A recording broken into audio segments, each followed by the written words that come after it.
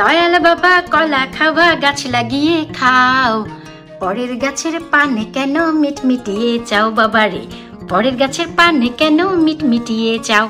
আমি এখনো ঠিক একই কথাই বলবো। আসসালামু আলাইকুম, স্বাগত সবাইকে Laboni kitchen cooking and gardening এ। আশা করি আপনারা সবাই ভালো আছেন। আলহামদুলিল্লাহ আমিও অনেক ভালো আছি, কারণ স্বপ্ন দেখেছিলাম আমার বাড়িতে কচু গাছ থাকবে, লেবু গাছ থাকবে, তার সাথে সাথে একটি দেশীয় কলা গাছও থাকবে।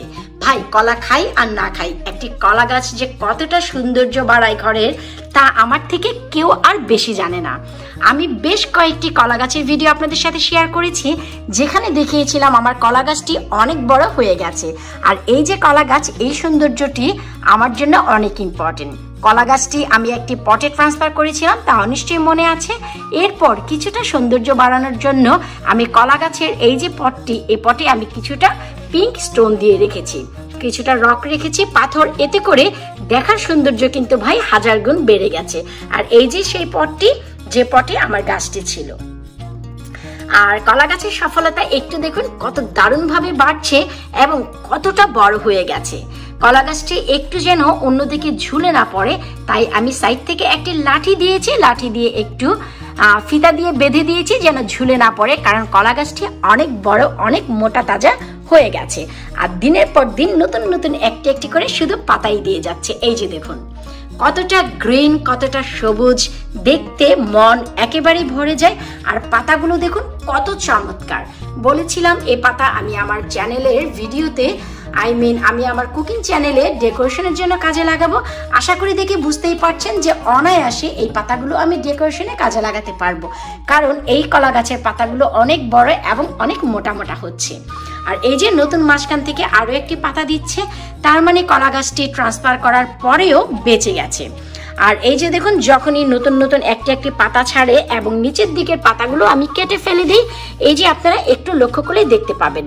এই যে দেখুন, যখনই নতুন নতুন পাতা হয় এবং নিচের পাতাগুলো মরে যায়, তখন আমি কেটে ফেলি। এতে করে নতুন নতুন পাতা আবার উপরের দিক থেকে উঠতে থাকে।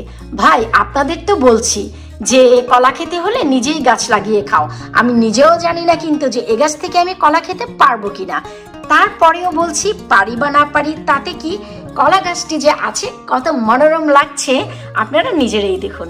ভাই, স্বপ্ন পূরণের জন্য একটু স্বপ্ন বুনেছি, দেখি না আশাটি পূরণ হয় কিনা। বেশ কিছুদিন আগে আমি আমার গার্ডেনের একটি ভিডিও শেয়ার করেছিলাম, যেখানে দেখিয়েছিলাম যে আমি ছোট্ট একটি পন্ড বানিয়েছি, ছোট্ট একটি পুকুর বানিয়েছি আমার ছেলের রিকোয়েস্টে।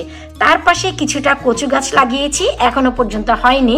যদি হয় আর এই কলা গাছটি যদি আরো বড় এবং বেঁচে যায়, ইচ্ছে আছে পুকুরের এক পাশে কচু আর এক পাশে এই কলা গাছ লাগাবো, যেন সুদূর সমুদ্রের ওপারে থেকেও মনে হয় যে আমি আমার বাংলাদেশেই আছি।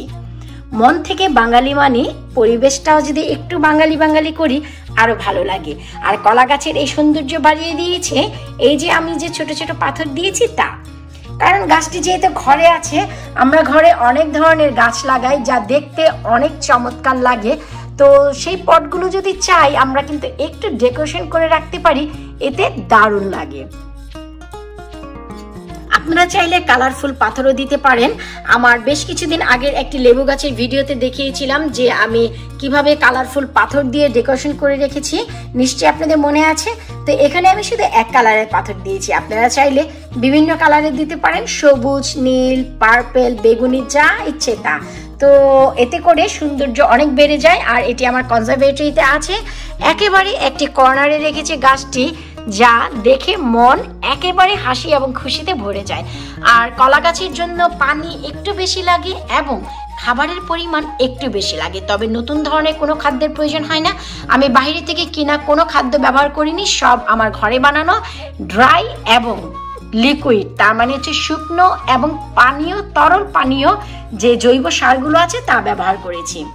আর তাপমাত্রা কনজারভেটরিতে যা আছে সেই তাপমাত্রায় এখনো পর্যন্ত গাছটি মরে যায়নি, হলুদ হয়নি, দারুণভাবে বাড়ছে। তার মানে আমার কনজারভেটরিতে যখন গরম পড়ে তখন 28 থেকে 29 ডিগ্রি তাপমাত্রা পড়ে। সেই তাপমাত্রায় যেহেতু গাছটি মরে যায়নি, তার মানে গাছটির কোনো ক্ষতি হবে না। আর ঠান্ডায় তো ভাই গাছটি কনজারভেটরিতেই ছিল, মরে যেহেতু যায়নি, তার মানে গাছটি বেঁচে যাবে। আর বেঁচে যাওয়া মানেই হচ্ছে আমার স্বপ্ন বোনা সেই কিছুটা স্বপ্ন পূরণ হবে পুকুরের পাশে এই গাছটি রাখার। এখন ভাই আপনারা সবাই দোয়া করবেন যেন গাছটি বেঁচে যায়। আর পরের গাছের পানে আসলেই মিটমিটিয়ে তাকাবেন না।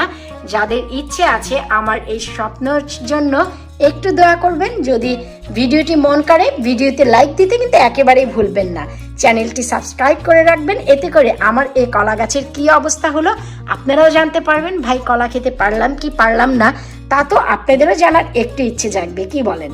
আর যদি মনে করেন যে আপনারা দেশের বাইরে থেকে ঠিক এমনই একটি কলা গাছ ঘরে রাখবেন, চাইলে আপনারাও একটি কলা গাছ লাগিয়ে রাখতে পারেন। আমি যেখান থেকে কলা গাছটি কিনেছি এই ভিডিওর নিচে লিঙ্কটি দিয়ে দিব, আপনারা সেখান থেকে কিনে নিতে পারেন। গাছটি অনেক ছোট আসবে, তার মানে 4 থেকে 5 ইঞ্চির বেশি গাছটি আসবে না। আপনারা চাইলে খুব ইজিলি যত্ন করতে পারবেন।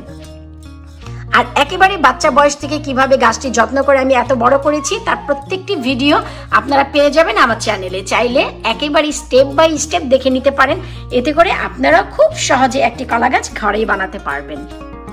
ভাই কলা গাছের যত্নের ভিতরে লিকুইড জৈব সার ছাড়া আর কিছুই দেইনি।